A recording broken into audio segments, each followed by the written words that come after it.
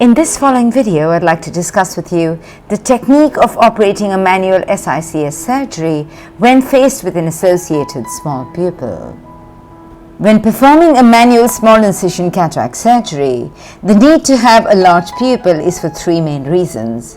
1. To have adequate visibility while performing a rhexis, because we do know that we require a large rhexis to bring the nucleus out of the capsular bag. 2. To have adequate visibility while prolapsing the nucleus out of the capsular bag into the anterior chamber. And finally, adequate visibility to allow for ease of cortex wash. So when faced with a small pupil in a patient undergoing manual SICS surgery, there are going to be certain challenges to be overcome.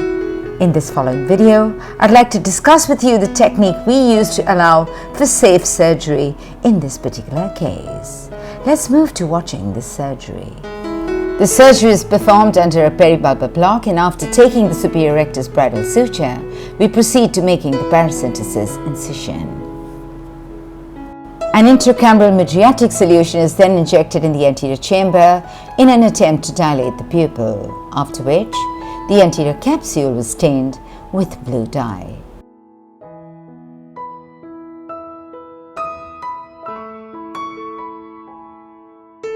Following the introduction of viscoelastic, there was hardly any dilatation of the pupil. In order to achieve a pupillary dilatation, we decided to use iris hooks. Now, the paracentesis incisions taken for the iris hooks were the 10, 2, 4 and the 8 o'clock position. Keeping the entry point at the 10 and the 2 o'clock position superiorly would allow for the ease of the construction of the tunnel. Let's now watch the introduction of the iris hooks. Whilst putting in these iris hooks, we need to ensure that the anterior chamber is not deepened too much with viscoelastic. With care and caution in a sequential manner, each of the 4 iris hooks are introduced in a manner thus described. Once the iris hook hooks on the pupil, in a slow controlled manner, it is drawn out. A slow controlled drawing out of this iris hooks limits the damage to the pupillary sphincter.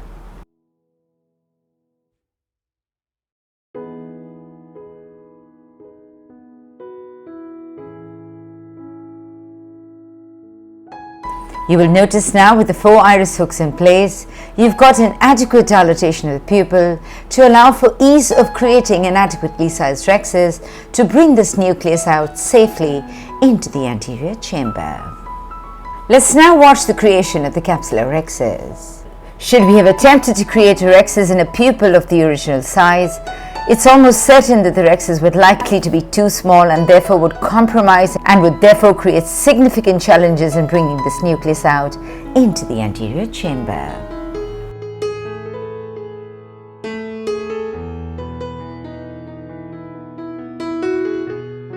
As you can see, we've now successfully managed to create an adequately sized capsular rhexis.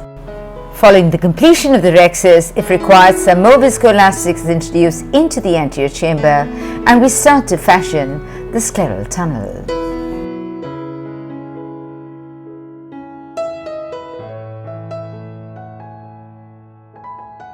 It's very important at this point to understand the correct positioning of the superior iris hooks.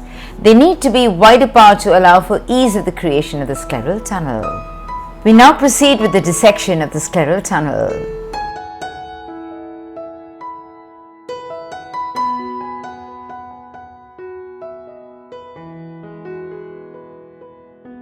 As you can see here, we've now completed the dissection of the scleral tunnel.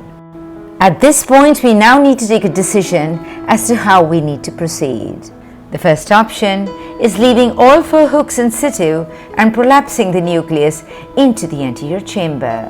Now this, I think, would be quite challenging, especially when you have a very large nucleus. The second option is removal of only the superior hooks. You still have the inferior hooks in place, which will allow some amount of an exposure of the nucleus whilst it's being delivered into the anterior chamber. Moreover, the superior hooks would need to be removed because eventually you are going to need to extend the tunnel. And finally, for surgeons who are extremely confident at removing a nucleus through a small pupil, all 4 hooks can be removed and then you can proceed. In this particular case, that is what we did. Let's now watch the removal of all 4 hooks. The plunger is withdrawn, the hook drawn towards the center, turned around, brought out up to the incision and twisted and removed. This technique of removal of the hook causes minimum distortion of the incisions.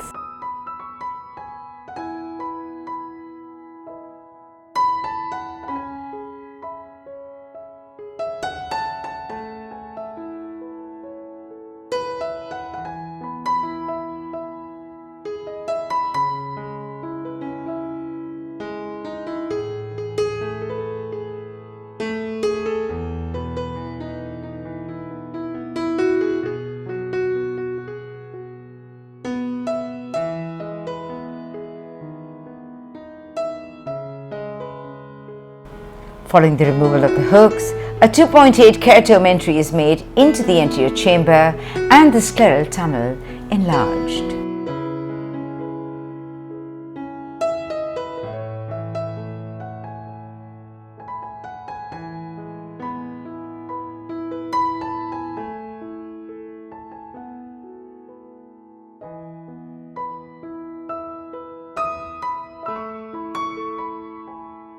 Next, we proceed with the hydrodissection, followed by the prolapse of the nucleus into the anterior chamber. Following the completion of the hydrodissection, after introducing viscoelastic into the anterior chamber, one pole of the nucleus is hooked out into the anterior chamber, after which the rest of the nucleus is rotated and brought out into the anterior chamber.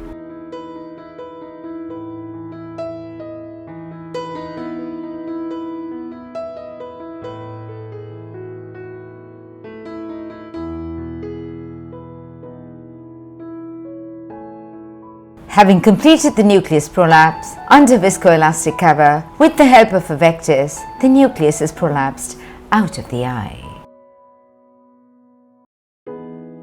This is followed by the removal of the cortex. You can see we're using a Simcoe to perform the cortex wash. The challenges here is 1. You've got a small pupil which limits the visibility of the cortex, and you will notice that some amount of sphincter damage which has occurred as a result of the iris hooks results in a fairly floppy looking iris.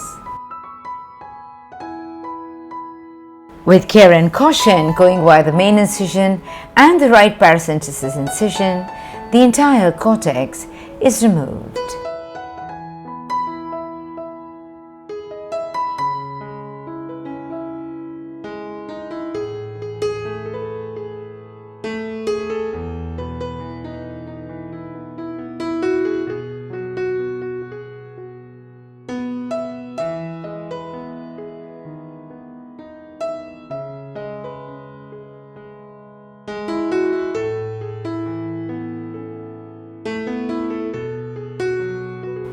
Following the completion of the cortex wash, some viscoelastic is introduced into the anterior chamber, and now we proceed with the implantation of the single-piece monofocal IOL in the capsular bag.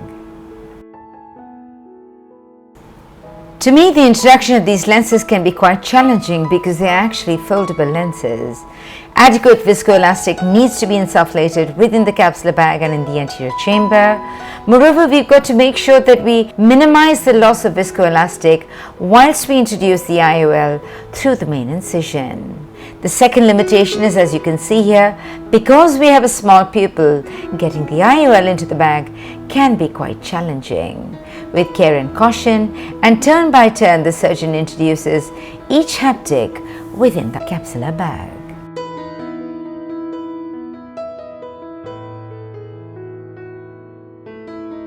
The excess viscoelastic is now washed out of the anterior chamber.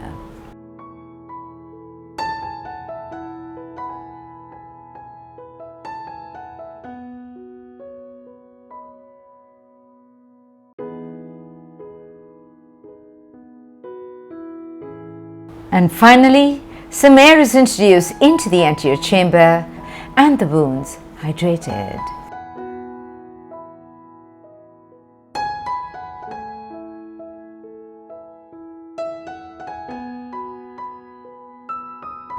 This now brings us to the end of this video tutorial.